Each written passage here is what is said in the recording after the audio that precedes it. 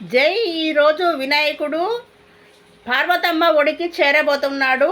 అతని మాటగా ఒక్క మాట చెప్తాను. గణపతిని ప్రతి ఒక్కరూ ఇంట్లో నిలుపుకోవాలి. ఆయన విఘ్నేశ్వరుడు. ఇంట్లో ఉన్న విఘ్నాలన్నీ పట్టుకపోతాడు. 9 రోజులు కానీ, 11 రోజులు కానీ, 7 రోజులు కానీ, 5 రోజులు కానీ, 3 రోజులు కానీ, ఒక నిద్ర కానీ దినంన్నర అంటారు. ఇలా ఏది ఇష్టమైన వాళ్ళు ఆ రోజు చేయొచ్చు.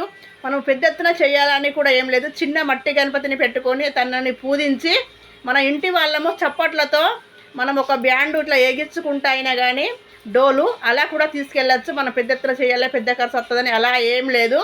పెద్ద ఖర్చు చేయాలంటే మనము పేద ప్రజలకు అన్నదానం చేయాలి. అది పెద్ద. గణపతి దేవుడు చెప్పలేడు నాకు ధూమ్ధామ్ చేయండి అని. పేద ప్రజలకు అన్నం పెడితే, పేద ప్రజల కడుపు నింపితే అది గణపతి దేవుడు మనల్ని చాలా ఆశీర్వాదిస్తాడు. అదే గొప్ప పూజ అవుతుంది. కానీ గణపతిని చిన్న మట్టి అయినా సరే ఇంట్లో పెట్టుకొని పూజించాలి. ఎందుకంటే మన ఇంట్లో ఉన్న విఘ్నాలు అన్నీ తీసుకెళ్తాడు గణపతి దేవుడు. పార్వతమ్మ ఒడికి చేరుతాడు. కాబట్టి ప్రతి ఒక్కరు గణపతి దేవుడిని ఇంట్లో నిలబెట్టుకోవాలి. ఓకేనా ఫ్రెండ్స్? Bye, see you.